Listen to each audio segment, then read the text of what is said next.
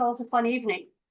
Tonight, we are pleased to have Abigail Quandt, who has long been a member of the Arden community, active in the dance community here as well. But she has another life, or had another life, as It's still continuing. Senior Conservator Emeritus of the Walters Art Museum in Baltimore, doing manuscript and rare book conservation. And it's a long time part of her life because she was inspired by her parents' work in painting conservation. She earned her Master of Science from Winterthur in the University of Delaware program in 1982 and completed her postgraduate internship at Trinity College Library. She joined the Walters Museum in 1984 and led its Department of Book and Paper Conservation from 2001 to 2024, specializing in illuminated manuscripts on parchment. She has lectured, published widely, taught widely, consulted for major institutions, and has participated in key research.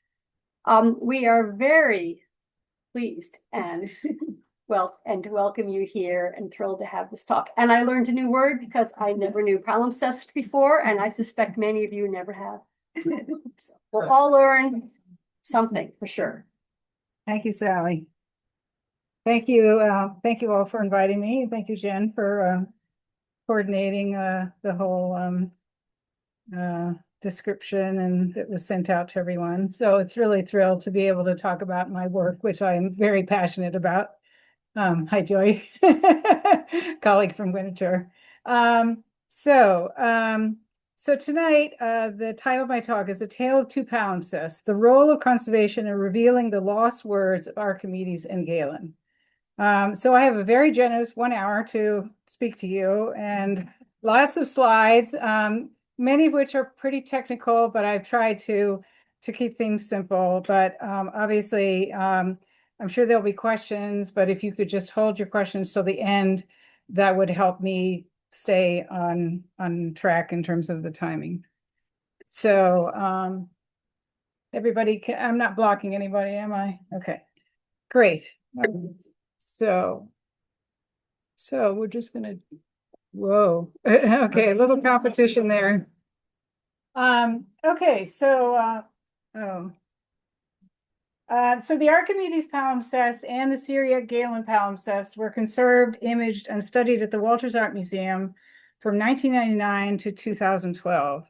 The Archimedes volume is seen on your left, and the Syriac volume on the right. Archimedes was born in about 287 BCE in the Greek colony of Syracuse, Sicily. This is a cartoon that was made for an exhibition that we put on at the Walters of Archimedes in the bathtub, exclaiming Eureka. This is the famous flotation principle that he worked out. It's probably apocryphal, this whole bathtub thing, but it created a fun cartoon. The Archimedes palimpsest contains 7 different treatises by Archimedes, as well as other texts. And I'm going to talk a little bit more about that. But just to highlight that this particular manuscript, which is the earliest surviving copy anywhere of works by Archimedes, contains 3 texts that do not exist in any other copy. So that's why it was so important for us to do the work that we did on this manuscript. The first one is called the Method of Mechanical Theorems. It was a method of calculating the volume of a cylindrical cut. The second one, which is a unique fragmentary text called the Stomachion, translated as stomachache. And it was an ancient Greek puzzle in which 14 polygon-shaped pieces can be fit into a square in many different ways. And then the third one on floating bodies survives in the original Greek. So there are other copies elsewhere in other languages, but this is the only copy in Greek that has survived. And of course, that treatise describes the immersion of a body in a fluid, and then you have the displacement equal to the weight of that body. And The other thing that's really important is not just the text in this Archimedes manuscript, but it's the drawings, the diagrams, which actually are closest to what Archimedes himself would have drawn on papyrus as he was working out his theories. And here is a detailed image of one of the diagrams. And right in the middle, you see the compass points. So this for me is probably the most exciting thing because it shows the hand of the maker who actually drew these circles with a compass. So that's just a brief intro to the Archimedes manuscript. And the second manuscript is a text by Galen, who was less well known. His formal name was Claudius Galenus, translated in English as Galen. He was a Roman and Greek physician, a surgeon, and a philosopher. He was born in Pergamon in present-day Turkey in 129 CE. And he is known to have administered to the gladiators who fought in the Colosseum as one of his many activities. He studied in Alexandria in Egypt. He studied in Greece and was an extremely learned physician and wrote many important texts. But one of the most important one is called On the Mixtures and Powers of Simple Drugs. And this text does survive in other languages, but this particular copy that we have in this palimpsest is in the language called Syriac, so not the original Greek of Galen. But the important thing is that although it's much later than Galen, it's actually preserves more of the original information that was in the Greek manuscripts. So there are two copies of this Syriac translation, which was done by a Syrian priest and doctor named Sergius. There are two copies. One is in the British Library. It's not a palimpsest, but it only contains books 6 to 8 of this text. The SGP, and I've used these shortened titles for the two manuscripts, Syriac, Galen, palimpsest, contains books 1 to 11. So therefore, it's much more extensive and contains much more information. Just to backtrack a little, I know you're maybe less familiar than most of my audiences about how books were made in the ancient world and the medieval world. So ancient authors like Archimedes and Galen would have written on papyrus.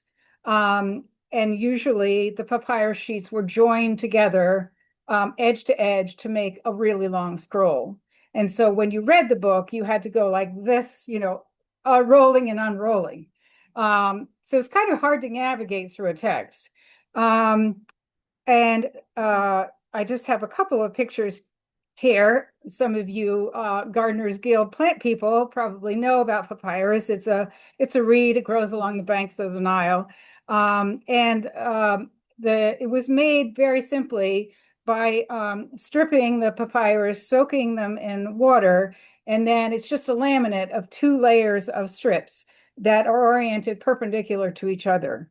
So you see on the left, the horizontal strips are laying across the vertically oriented strips. So the thing about papyrus is that because you have the fibers in 2 different directions, recto verso, front and back, it's much easier to write on this side because your pen is going parallel to the lay of the fibers. Whereas this side, you're going across, ridges basically created by those strips. So typically papyrus scrolls were only written on one side, on that side where everything was oriented the same way. Okay. So parchment, sometimes called vellum, was made from the skins of domesticated animals. Sheep, goats, and calves were the most common. You can basically make parchment from any skin, but these were animals already being raised for meat, for wool, for milk. So that's what was used. But in the late antique period was usually either sheep or goats. Calves didn't start to be used until about the 7th, 8th, early 8th century for parchment. I took a week-long class, workshop from a friend, to learn how to make parchment. So this is actually an old photo of me. It's a bit dirty work. You soak the skins in lime and it loosens up the hair, and the flesh so that they can be both scraped off with knives. So you're laying the skin over a wooden beam, as you see here. And then once the skins are cleaned, they're then stretched on a wooden frame, as you see on the right, and then let to dry. And then they're really, really taut, and stiff. And so the parchmenter can use his half moon knife, his lunar knife, to scrape the rest of the hair and flesh off and create a really smooth surface. So in comparison to papyrus, parchment is incredibly strong material. It's also very durable. I mean, many of us think, oh, papyrus is so brittle. Well, that's actually papyrus that's aged that we've seen in collections. When it's made fresh, it's actually very flexible. But over time, it does, of course, deteriorate and become very brittle. But comparing the two materials, parchment definitely is the much stronger. And so at the time when Christianity was adopted as the sort of state religion around the early centuries AD, parchment was the preferred material for making manuscripts. And the manuscripts at this point in time were the codex form that we know today.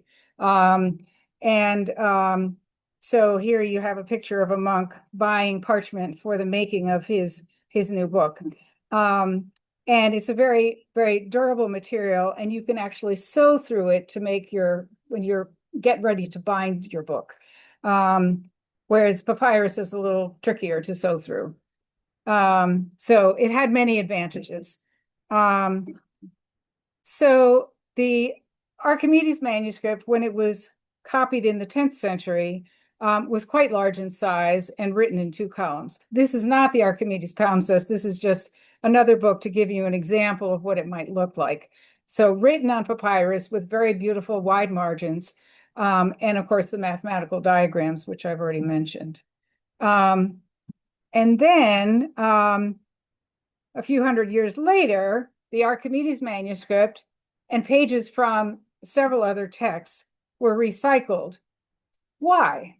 Well, if you can think about it, Archimedes' mathematics was very, very advanced, and not a lot of people understood his mathematics.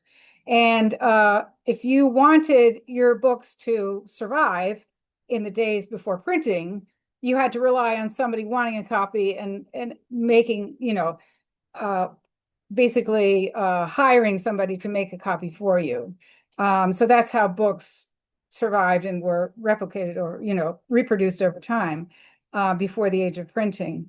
But at a certain point, if a book becomes obscure, if the text becomes obscure, nobody wants it anymore, then it sits on a shelf and it deteriorates.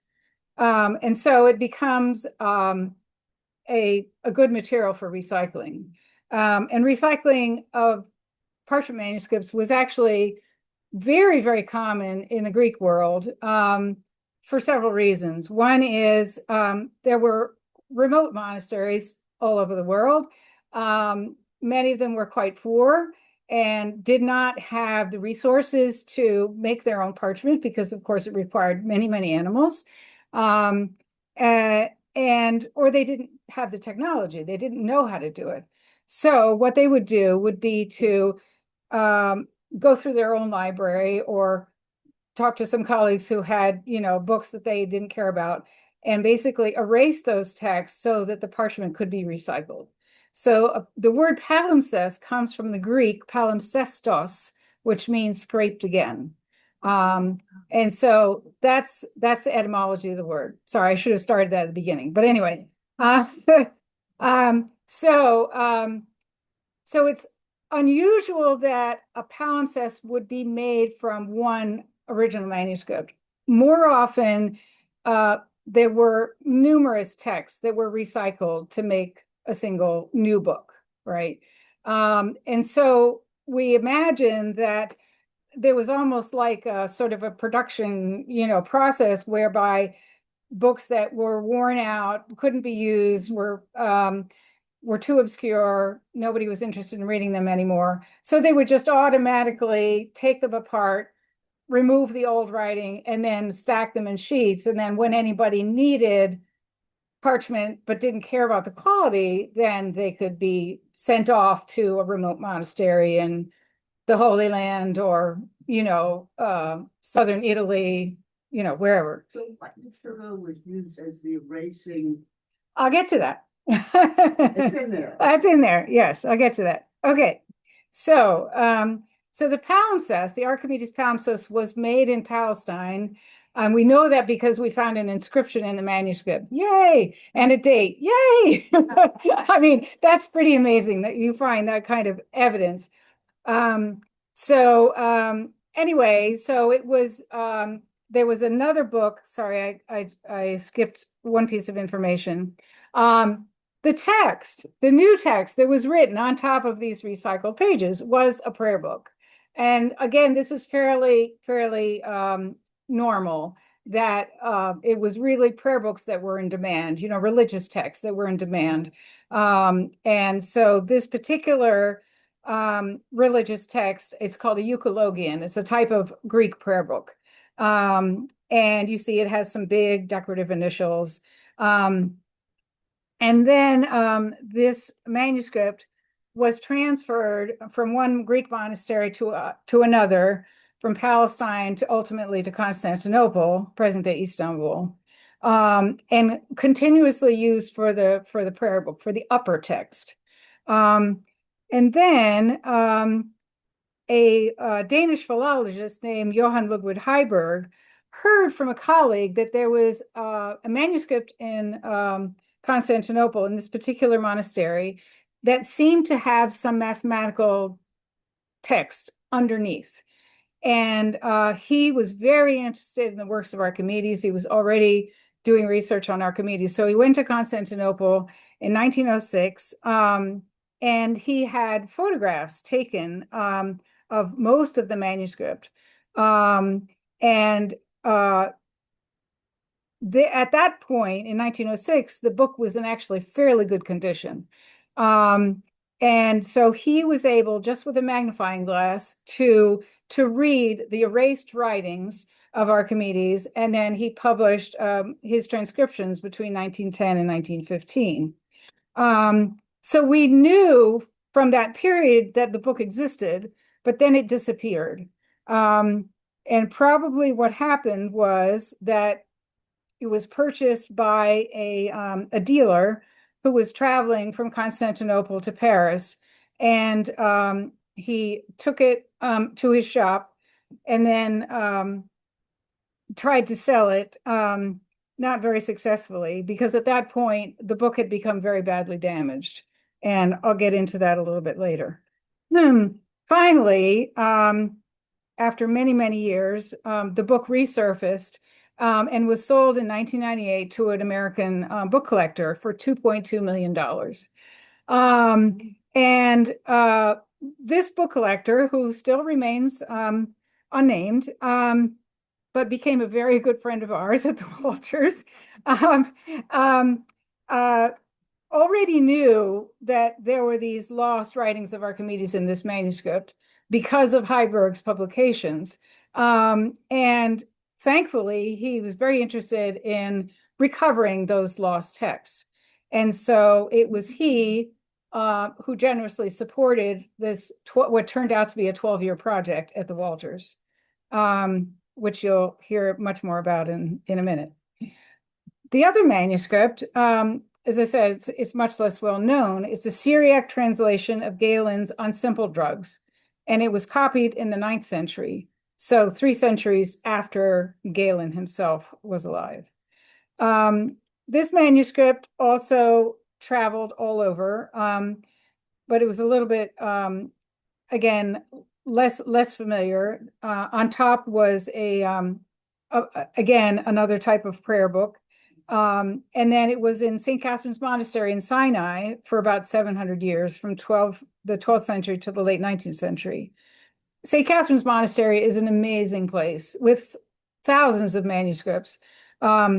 from the monks who lived there, who were using and making manuscripts, but also from travelers who came and left manuscripts as gifts to the monastery. And so there's manuscripts in all different languages, and they have about 127 palimpsests in the collection, which is pretty astounding. The Syriac Galen palimpsest was there for a long time, and then it somehow left, and then went through 3 different owners, and then was finally purchased by the present owner in 2002. So this is what it looked like at the time of its acquisition by Sotheby's in 2002. So now I'll explain how the palimpsests were made. So as I said, we didn't know at the time of the project that there were these other texts, but this was something that we uncovered during the course of the project. The Archimedes has, of course, the 7 treatises by Archimedes dated to the early 10th century. There's a commentary on Aristotle's categories, 2 speeches by Hyperides, who was a Greek orator, a copy of a saint's lives, another liturgical text, and then 2 other unidentified texts. So the reason there are all these other books is probably because the Archimedes text alone did not provide enough parchment for the prayer book that the monk in 1229 needed to make. So what he did was he used the Archimedes manuscript as his basis, and then he added these other leaves to make up the rest of the manuscript. The Syriac palimpsest is actually made from 1 single book, so no other books were used, which is a little bit unusual. And the reason it was recycled is that possibly the text of Galen by the 9th century became obsolete. Nobody was really interested anymore, and so it was recycled. So the parchment of all the manuscripts in both palimpsests was made from wool sheepskin. And this was sort of a revelation to me, because up until this point, I had the luxury of working on a collection at the Walters with very, very high quality parchment manuscripts. They're mostly made from calfskin, many from goatskin, not that many, I thought, from sheep. But all of a sudden, my eyes were opened about the properties of sheepskin and the problems of sheepskin. So those of you, who are familiar with the animals themselves know that the wool fleece is very, very thick, right? And to support that wool fleece, you have to have the fat in the skin. And so these are photomicrographs of a cross section of sheepskin showing these big fat cells. And unfortunately, what happens is the fat cells make the skins very spongy, and they tend to delaminate very easily. It separates through the thickness. So if you can imagine, taking a piece of leather, right? And you have your grain side and your flesh side, and you can actually literally peel them apart if it's sheepskin. And it created all kinds of other sort of defects in the parchment with these parallel ridges and puckering. And also another really major defect is that because of the looseness of the skin, when it's put on that stretching frame, it can actually spontaneously rupture and cause these breaks. So that's what these holes are. That's from when the parchment was literally on the frame before the text was even written. So they used the full size. I mean, these weren't very big animal skins, but they used the full size because these are the actual legs of the animal right here, like right there. So they were youngsters. Yeah. Mm-hmm, yeah. All of the original texts were written in iron gall ink, which was a standard medieval writing ink, made from these oak galls, which is you see on the top, and gum arabic on the bottom. It's a very, very permanent type of ink used all the way throughout the Middle Ages up until the 19th century. Here's some details of the Archimedes The diagrams and also the initials were also written with this iron gall ink.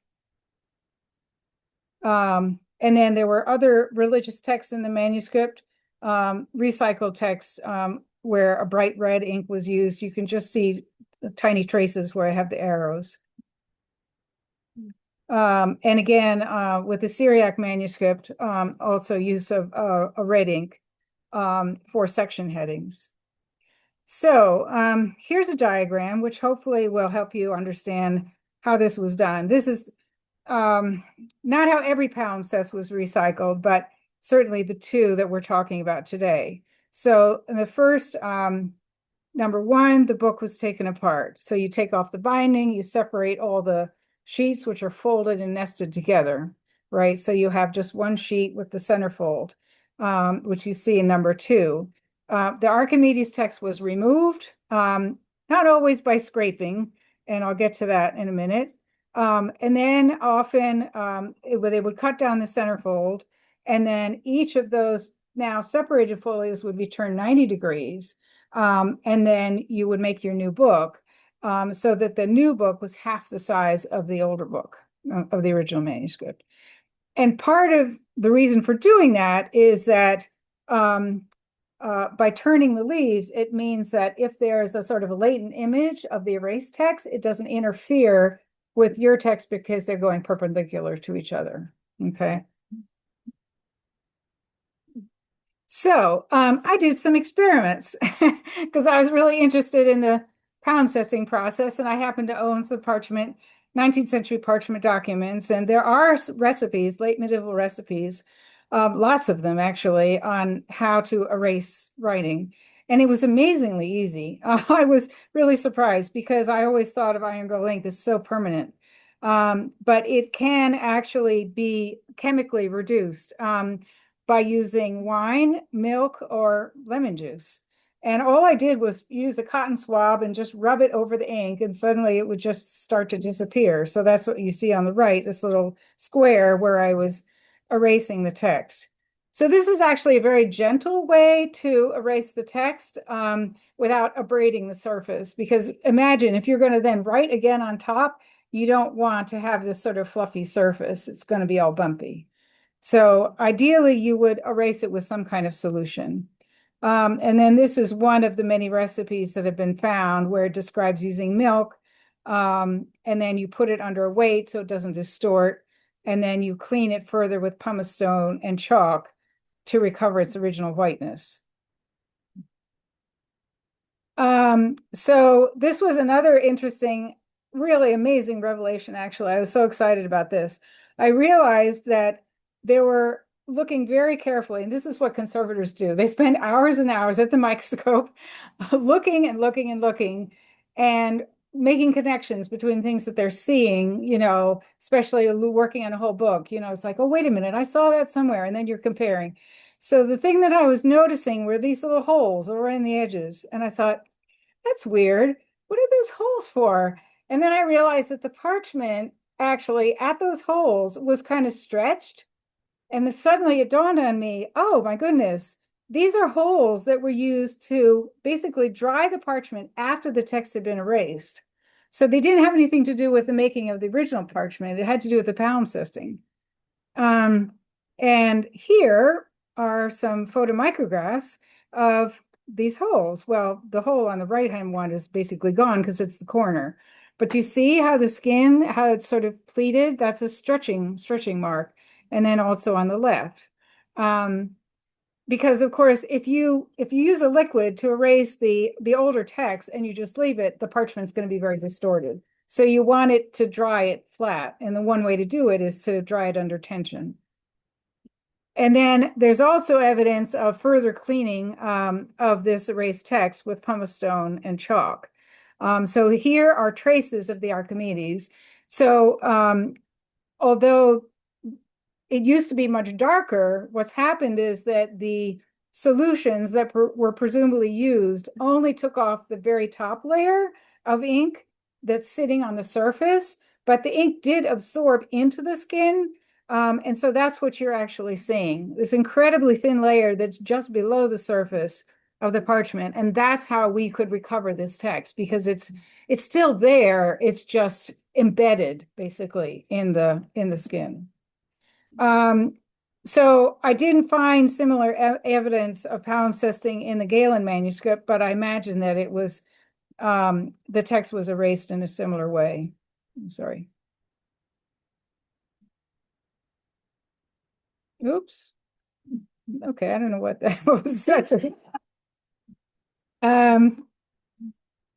So let's see. One really interesting aspect to the work that we did on the Galen manuscript was discovering this practice, which seems to be very common in the Syriac monastic world, of using a sort of white chalky material to cover the parchment. And I think this was done because the quality of parchment was pretty poor. And I've looked at a lot of Syriac manuscripts now to confirm this. And they all have a sort of a white coating. So in this case, it was a palimpsest, right? So the text was erased, the Galen text was erased.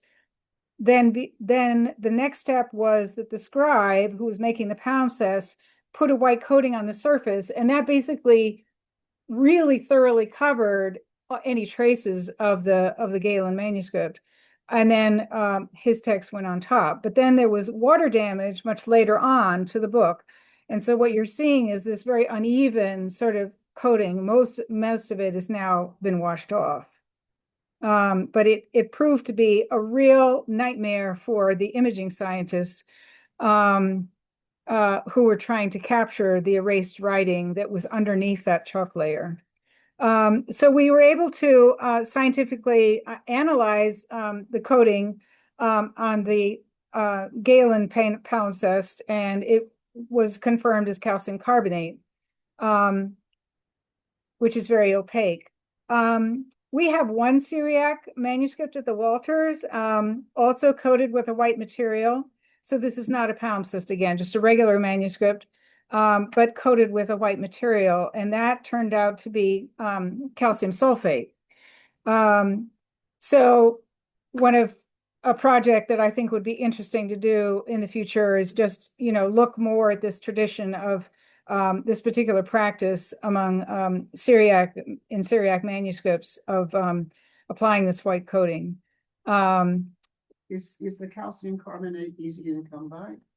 Oh yeah, I think so. It's naturally available. Yeah, limestone deposits. Yeah. So they would, crush it up into a powder and then probably mix it with some kind of adhesive and then brush it on. Yeah. Okay.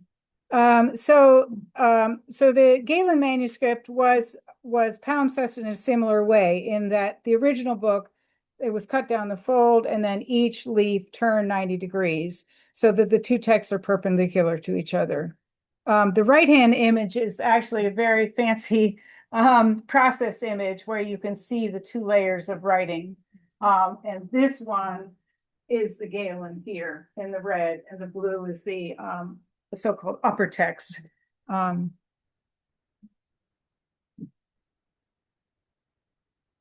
The other thing that I discovered, again, very exciting for me as a book conservator, were sewing holes. Because I knew they'd been cut down the centerfold, but they could have been further trimmed. But in many cases, with the Galen manuscript, I found evidence of the little traces of the original sewing holes. And that's what the arrows are pointing to right now. They're quite small, and you can see a bit of a crease that's still left there. So again, all this insight into how these palimpsests were made. And then here's another example where the sewing holes survive. So this is basically a reconstructed bifolio, meaning double page, of the Archimedes palimpsest.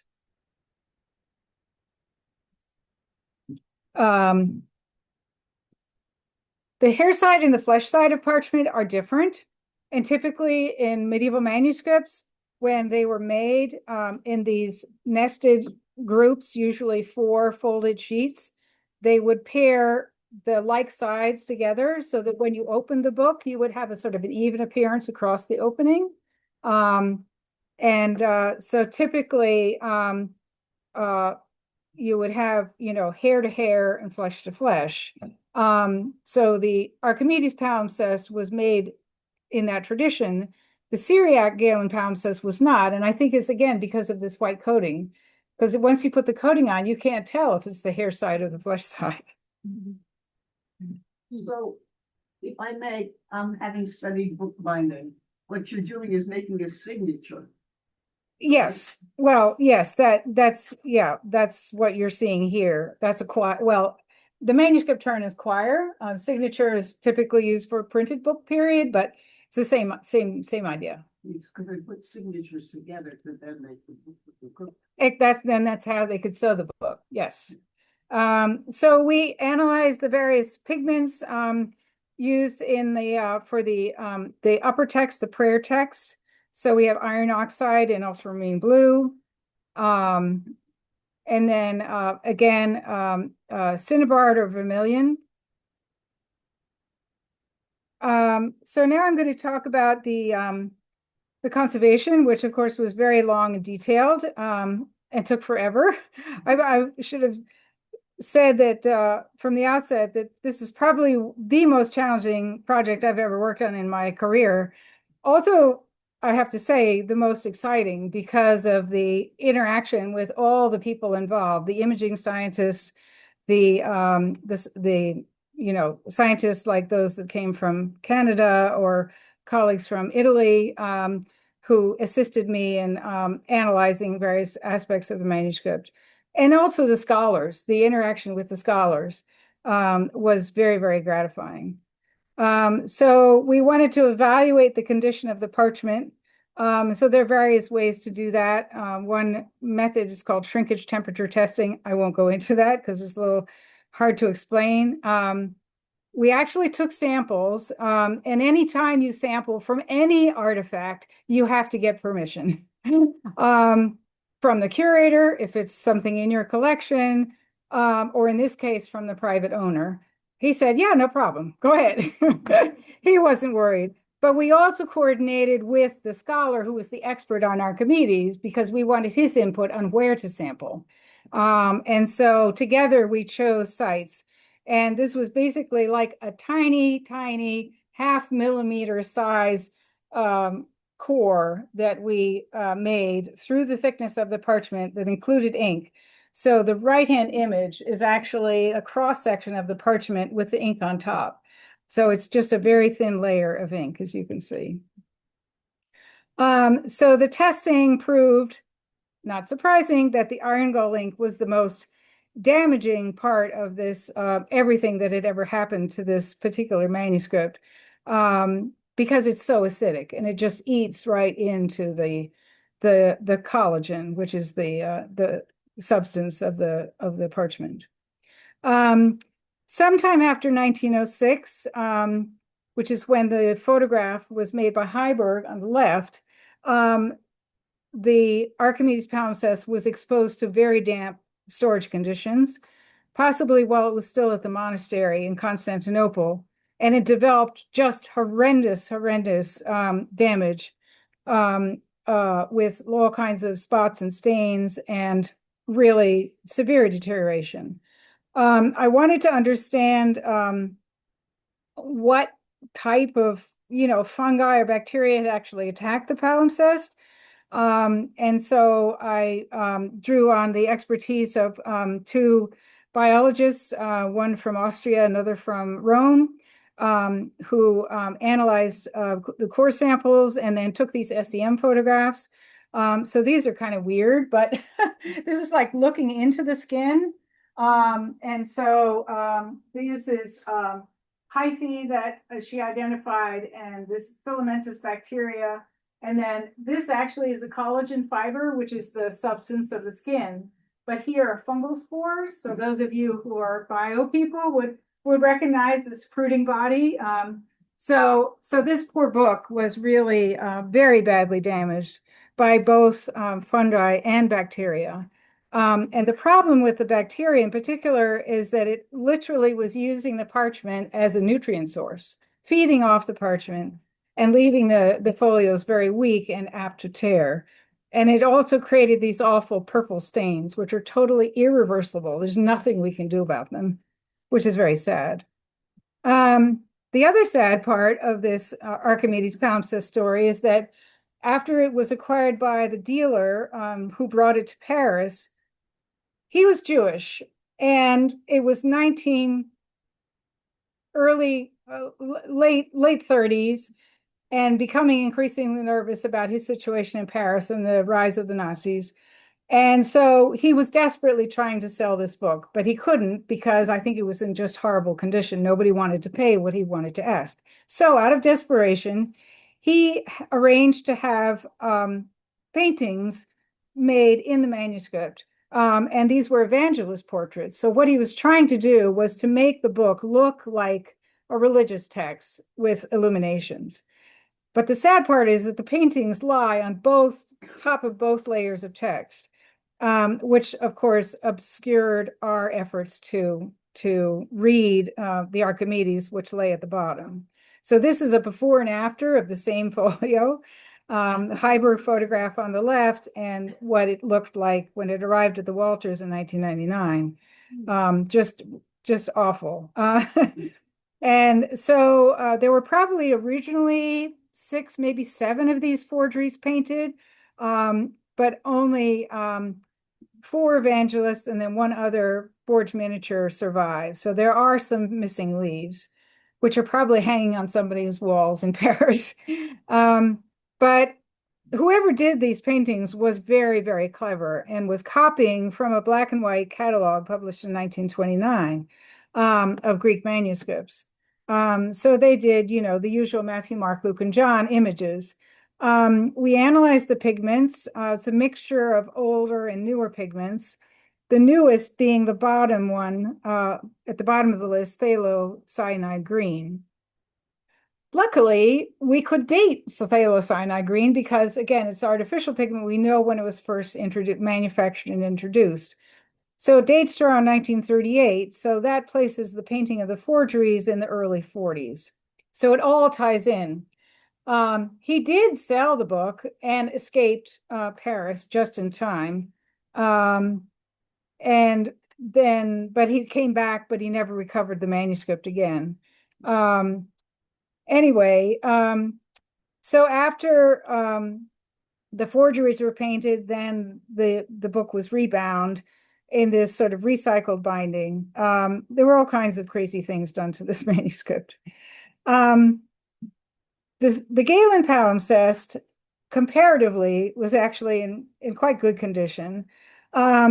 As we said before, it was at St. Catherine's Monastery for about 700 years, so heavily used for the upper text. And it got dirty and soiled and the binding fell apart. So it was rebound and restored multiple times over those years. And then when it was acquired by a European collector, they had the spine repaired in the 19th century.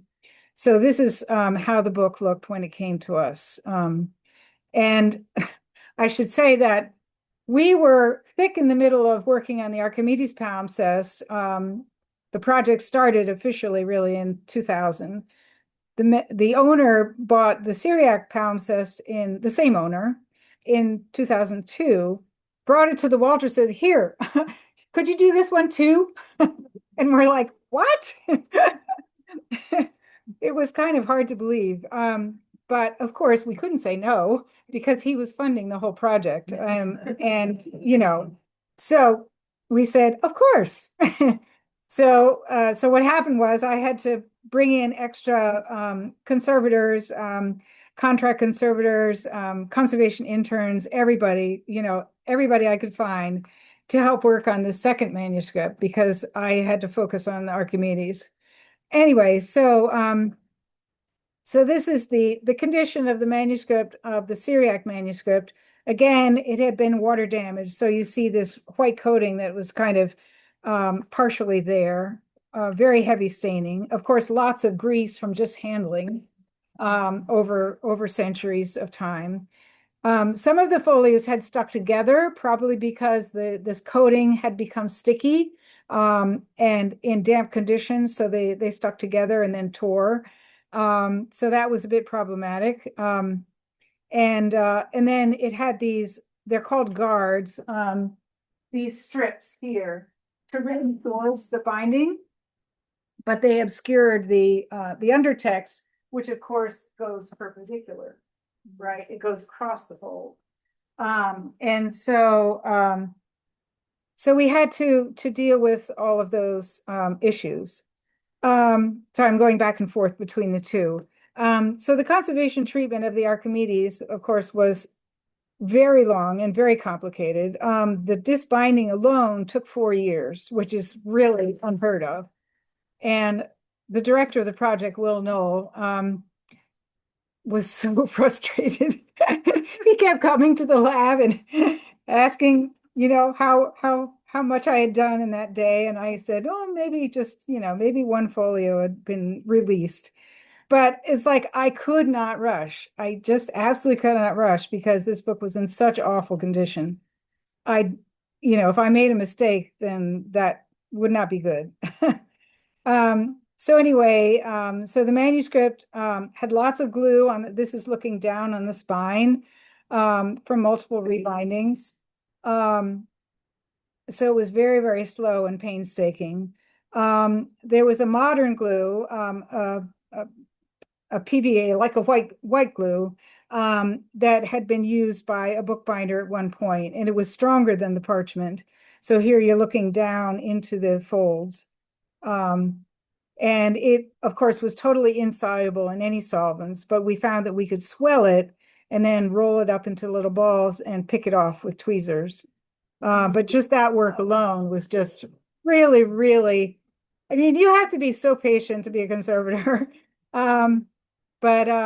And have a steady hand. That's the two things are very important.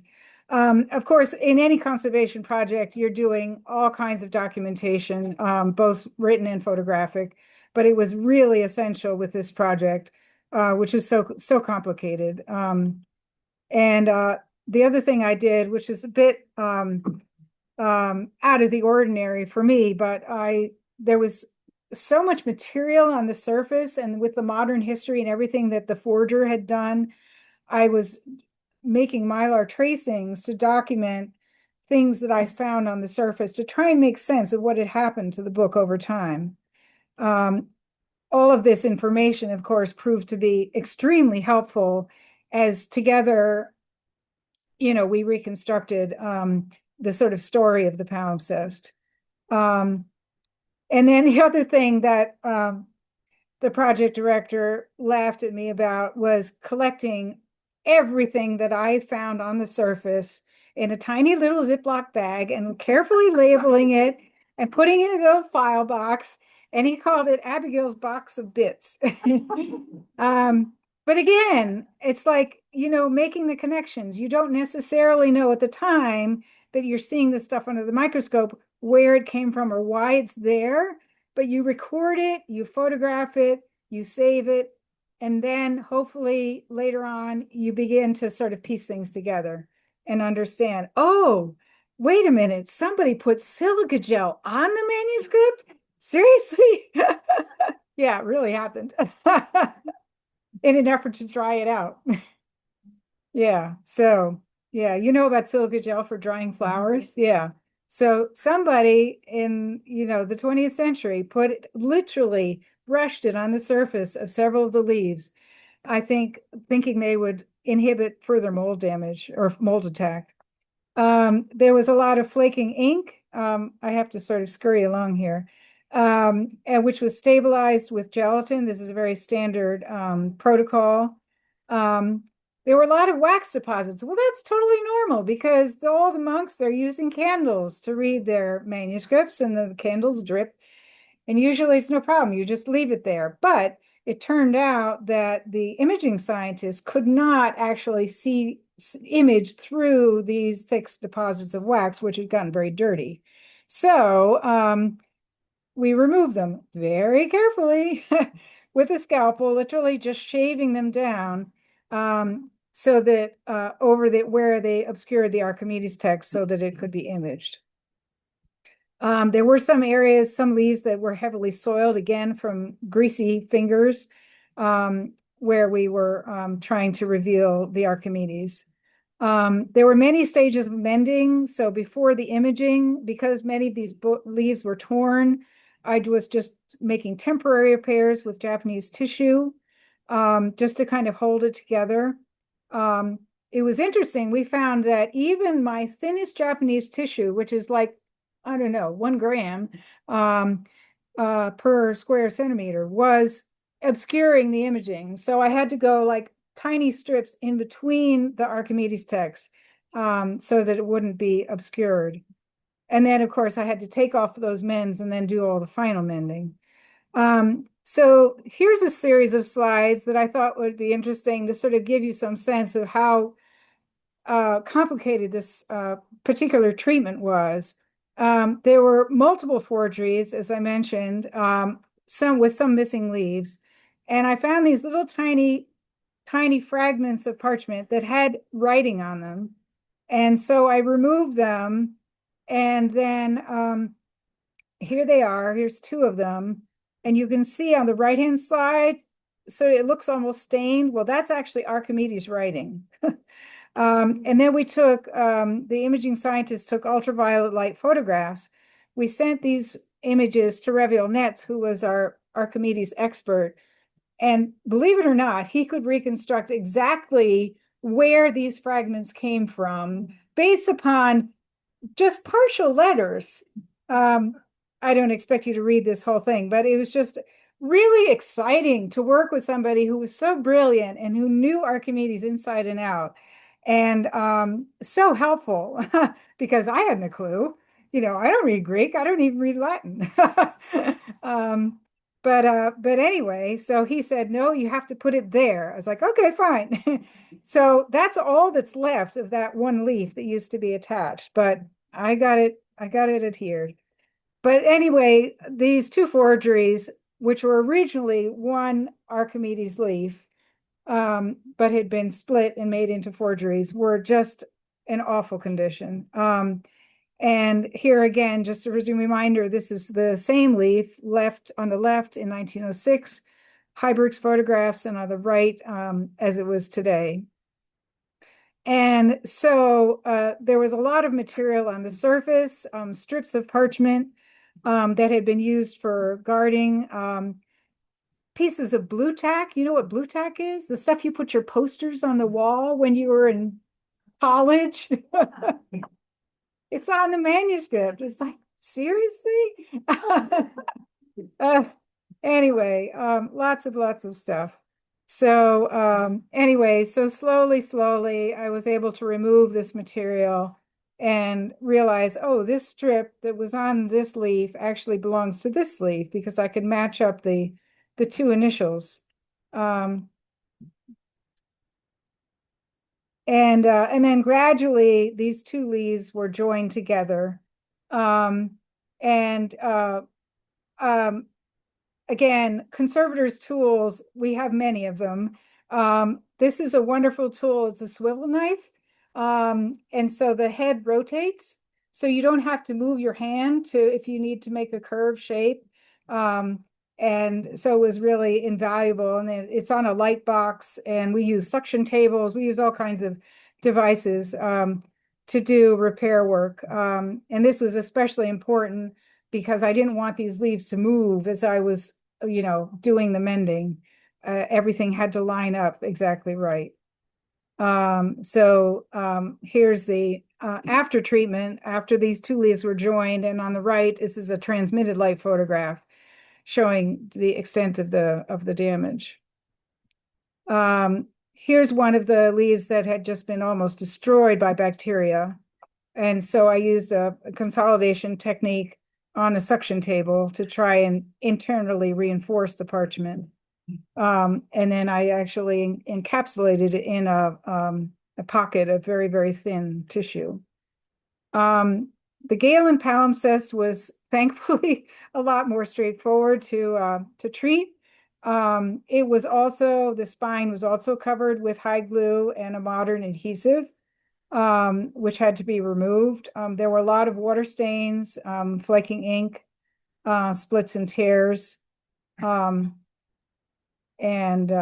See all this here. Again, it had been used for centuries. We consolidated the ink again, just like in the Archimedes, and gradually removing the adhesive. Because of course, remember that the undertext goes across that fold, so it was important to get the adhesive off. And then a lot of very detailed mending was done using extremely thin Asian fiber tissues, which are the norm in book conservation. This is my wonderful conservation intern, Renee Walcott, who worked tirelessly for a summer on the Syriac palimpsest with a contract conservator, Linda Owen. And here are the 7 quires reassembled and ready for rebinding. I just wanted to show you just a couple of slides because the talk would go on forever if I talked about the imaging. But I thought, oopsies, sorry about that. Just wanted to give you some insight into how the work was done. So at the very beginning of the project in 2000, the imaging setup, we were doing multispectral imaging. It was very simple using different light sources. So the copy stand has UV lights for UV imaging, fluorescent lights, excuse me, for UV imaging, and other types of incandescent lights. But then gradually, every year, of course, the equipment only got better, and the imaging scientists more knowledgeable about each manuscript. And so towards the end, they were using LEDs for imaging. And then the real breakthrough was using X-ray fluorescence imaging at Stanford. So the forgeries, we could not use regular spectral imaging because that paint layer blocked the text from being read. And so if you use X-rays, of course, it'll go right through anything. And so we teamed up with Uwe Bergman, who is on the right-hand slide, the blonde, an expert, a scientist who works at the Stanford synchrotron radiation facility. And next to him with the dark hair is Raviel Netz, who is the Archimedes scholar. And so this was quite an amazing setup at Stanford. You run experiments 24/7. So we had to go with a big team of people. So while some people slept, other people monitored the imaging, and then we took turns. It was very intense. Some of these texts that weren't Archimedes proved to be amazingly important. So this is Laszlo Horvath on the left, who is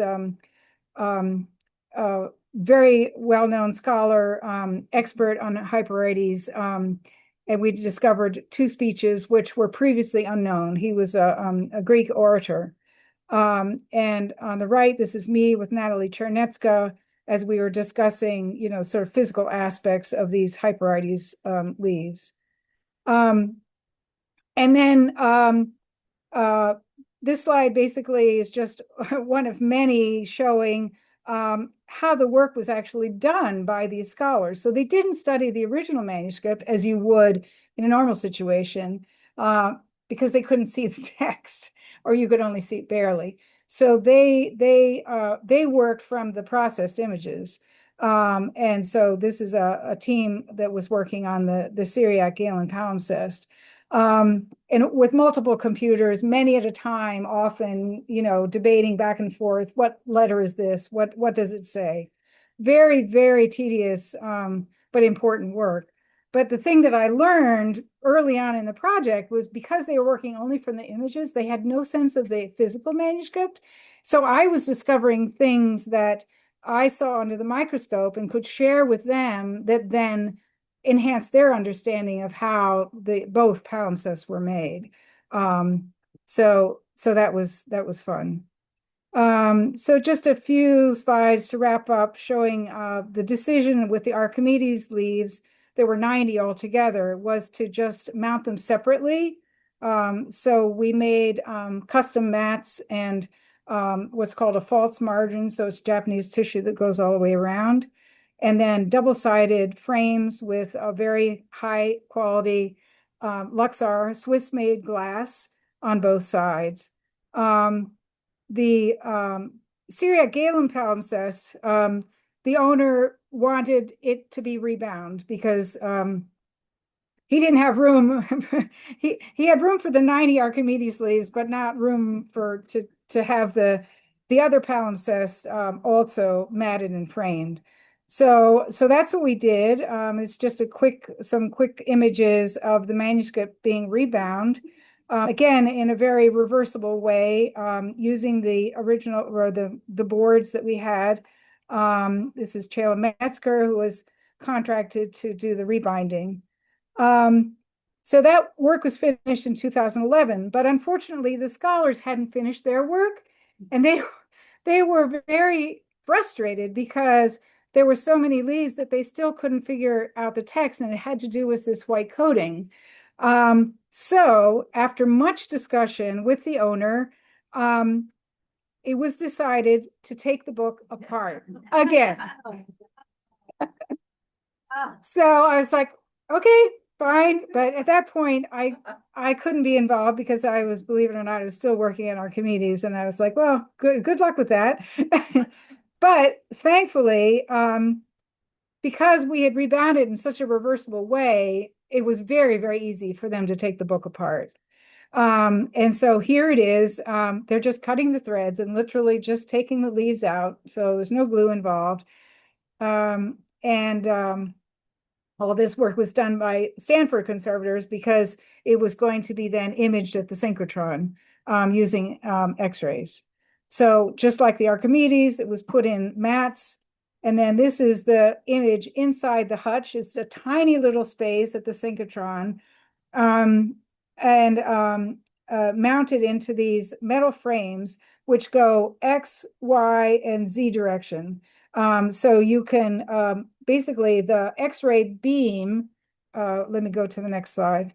So on the left, that tube, that's the X-ray beam. So it's coming out and it's literally just going through the ink layer and then the motor is going across, right? Moving it across slowly. All of this information, of course, is being captured on computers. And the advantage of the X-rays, as I said, it doesn't matter anything about the coating or whatever condition it is, it can penetrate through. And then it gives you an elemental map of what's there. And then basically by phenomenal image processing, they can come up with really amazing images. And so that was the solution for the leaves that the scholars were struggling to transcribe. So finally, at the end, they were able to complete their work. And this is the whole team of the Syriac Galen palimpsest who had worked tirelessly together to transcribe this very important text. So that's my last slide. And I just wanted to say briefly, I mean, there were so many people involved in this project. Our dear friend Will Knoll tragically passed away in a very tragic accident, but we miss him terribly. He was an amazing project director. A bit of a pain, I have to say, lots of times for me, because he wanted me to hurry and I wouldn't. But it was an amazing experience, and I'm still learning more about it today. So I welcome any questions you might have.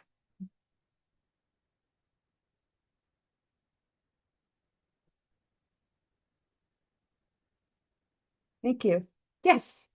Well, so when the second book, like after you put it together and you sent it to Stanford. Yes. Stanford. Yes. What kind of security did that Oh. go through? I mean, like, was it like is it like something that a movie would be made of, or somebody would kind of steal it and replace it? Well, okay, so we had to be really chill about taken it on the airplane. I mean, it did travel on the airplane. Uh-huh. And I didn't say that the Archimedes manuscript maybe I did say it, we did take some of those leaves out too. So that was our first experience working with Uwe Bergman at Slack. And so I had the responsibility. I had a case with the leaves in it, and I got to, fly business. Everybody else was in coach.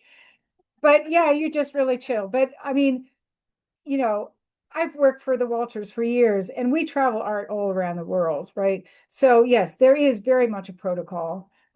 You have registrars who are in charge of all the shipping aspects. You have people at the airport who act as brokers for you, which is especially important if you're going overseas. So you work with companies overseas if that's what you're doing, who receive the art and then transport it safely to wherever it's going. So, every museum is involved in lending artwork around the world. So it wasn't really too different, from that. We were just flying from Baltimore to California. So, but yeah, I mean, and the synchrotron, of course, I mean, that's already a highly secure place because they're working on phenomenally important project. I mean, there was right next to us, there were people working on moon rocks. I was like, wow. So yeah, so it was like, oh yeah, you got some dirty old book. What's the big deal? They didn't quite understand, but yeah. So all kinds of amazing things happening there. Cool. Yeah. Cool. Thank you. Yes, in the back.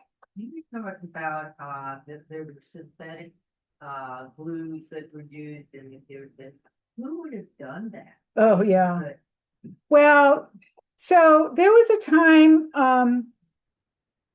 I guess I would say 1960s. So up until sort of the 60s, in the world of books, bookbinders were using very traditional hide glue, animal hide glue. Oops, sorry.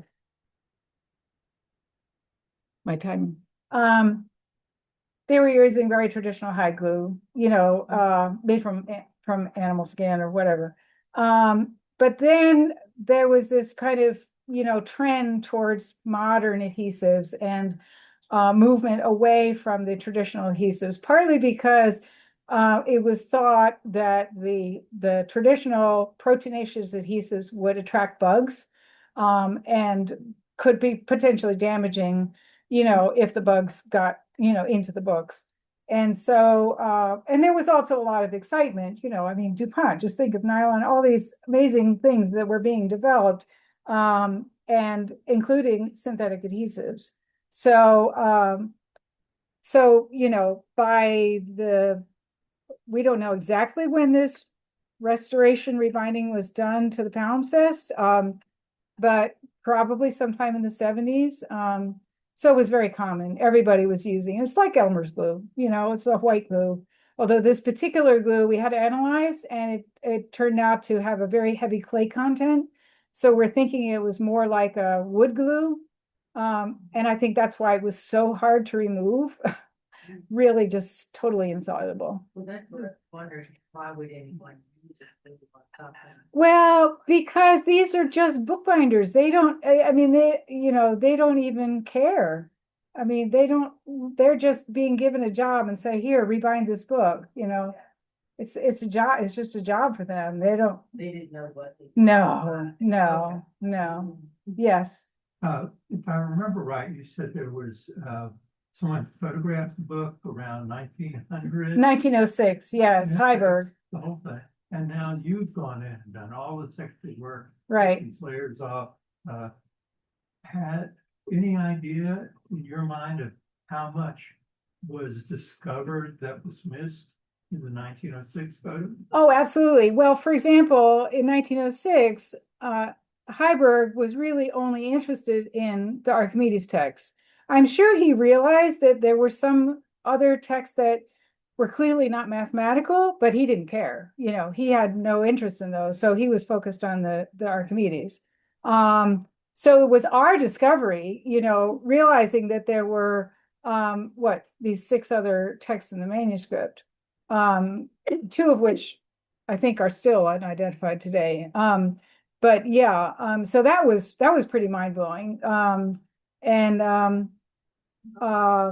yeah, and the Syriac, I mean, I was less involved in the scholarship of that project, but it was equally important in terms of the discoveries that were made, especially because, as I said at the beginning, there is another copy, but it only contains a very small portion of the Syriac translation, the one that's in the British Library.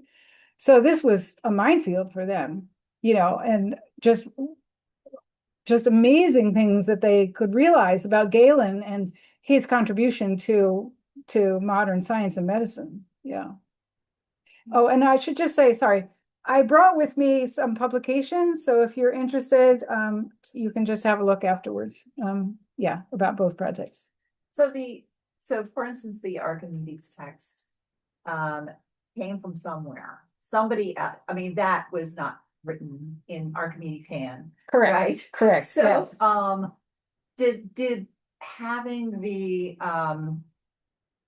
text that you revealed, did that help reveal who transcribed that or where that came from originally?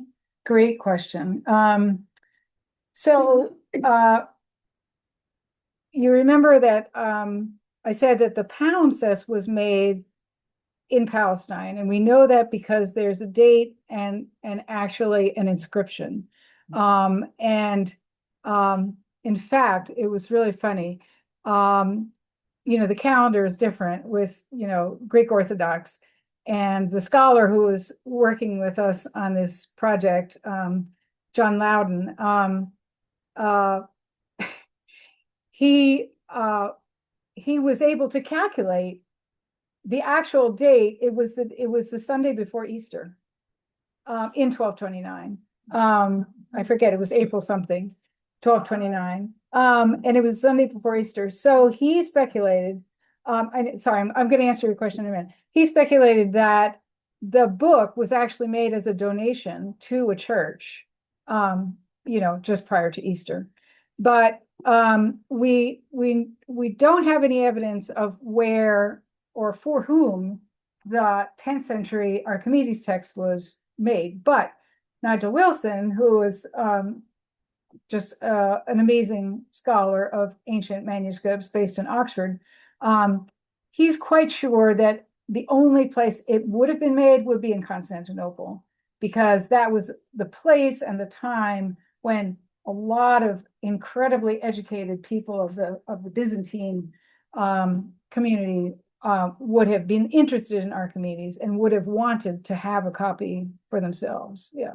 So it was probably made in Constantinople, but then how did it get to Palestine? Well, there was the Crusades in 1204. So maybe it was transferred, or maybe it was palimpsested. And I think Nigel thinks it was maybe already palimpsested while it was still in Constantinople, and then sent as sheets to a remote monastery in Palestine that could not obtain new parchment to make books. But there were, I'm assuming, multiple copies of this Archimedes text. There were prior two other to copies. this. There Yeah. were two other copies. Yeah. So they're known, the three of them were known as codices A, B, and C.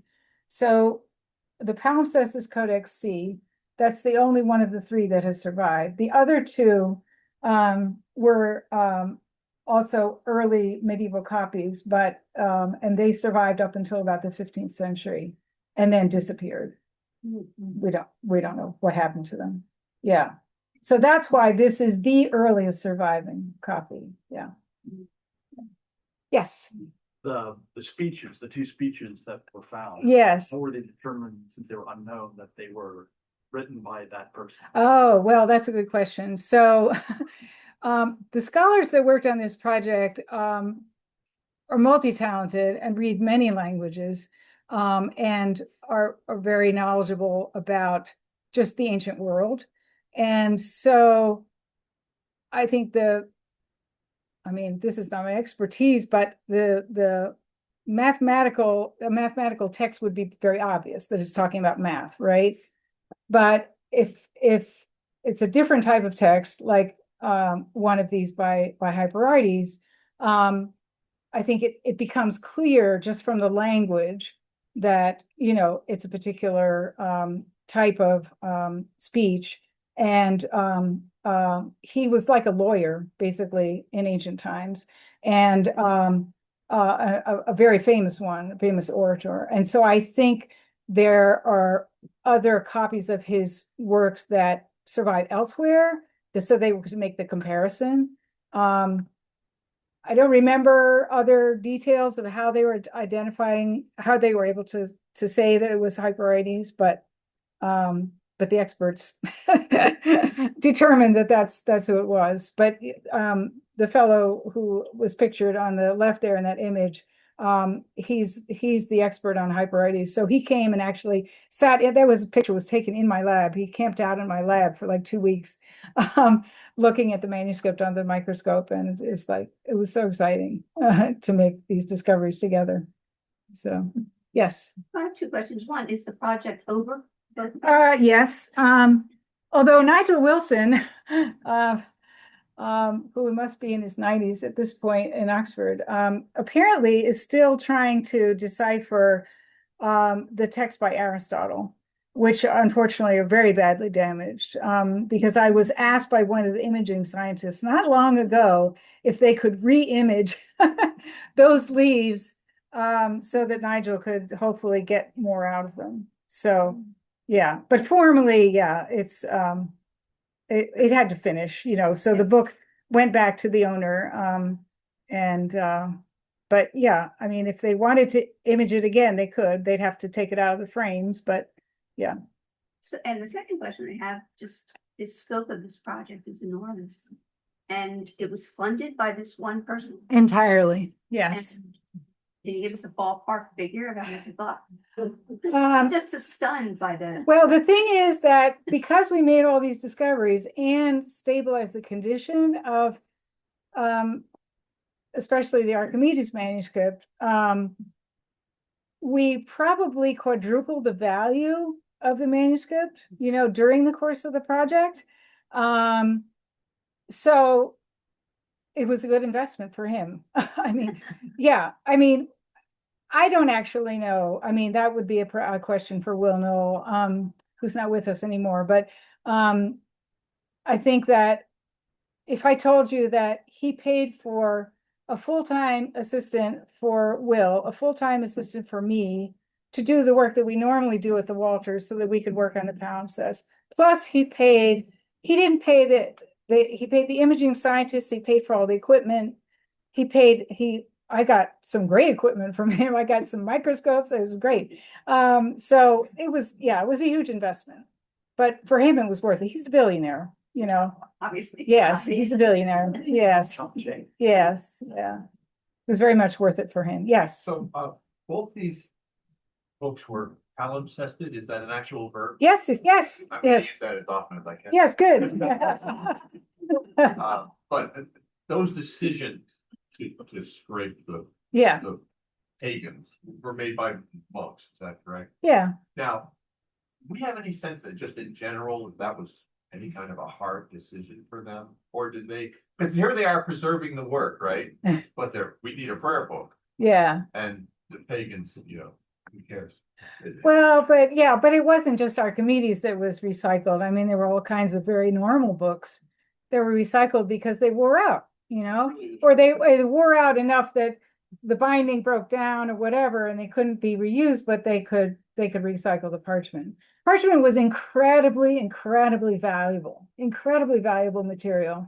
I mean, just think about it. If you needed to make a new book that was, say, the size of a, you know, sort of this big by maybe this fat, you know, kind of your, you know, 4 Gospels or whatever, or a New Testament, you know, something like that, you would need probably over 100 animals, you know, the skins of 100 animals. So you had to raise those animals, you had to slaughter them, you had to make the parchment, you know, so it's a huge investment, financial investment, time, money, etc. I mean, obviously, you know, up to the point that the animals are slaughtered, you know, especially if they're sheep, you know, you're Yeah. getting the wool, the milk, whatever.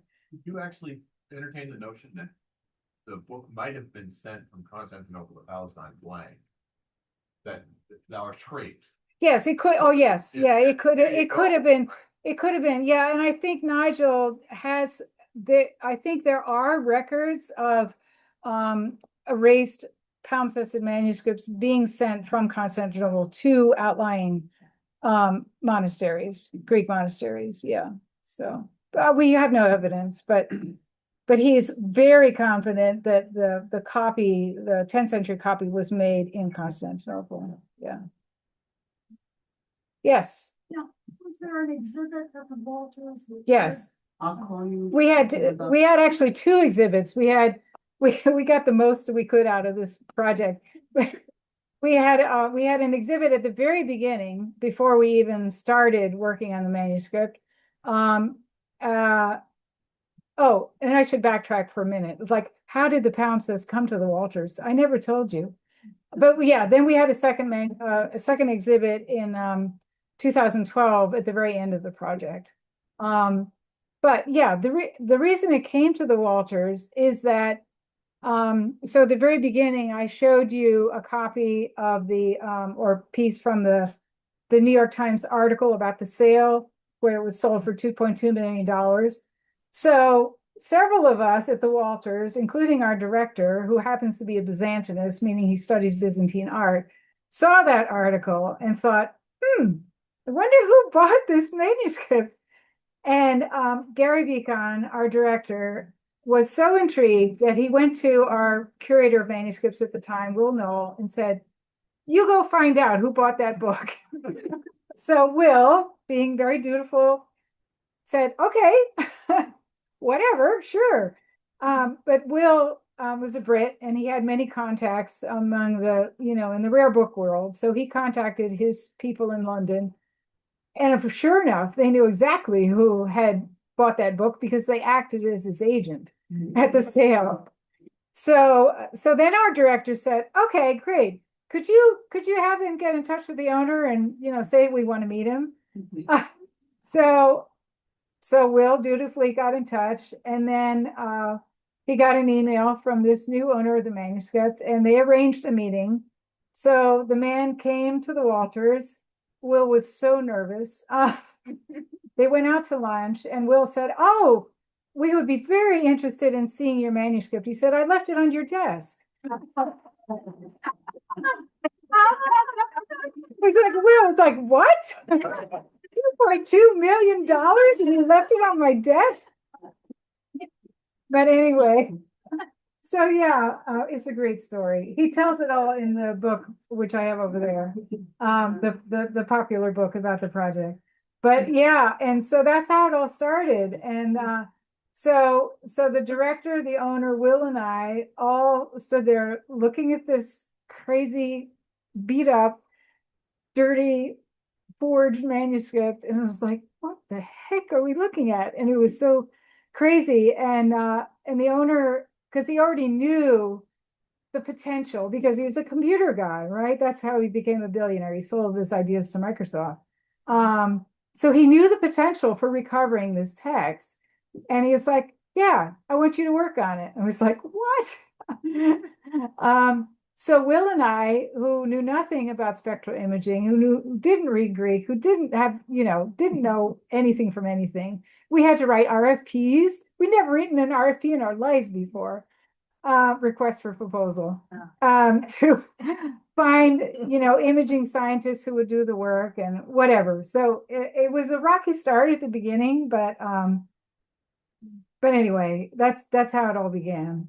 And then once we were well into the Archimedes, he bought this second palimpsest, which is kind of amazing that, this man should buy two palimpsests that turn out to be so important for the history of science. Yeah, it's really amazing. Anyway, thank you so much for coming. A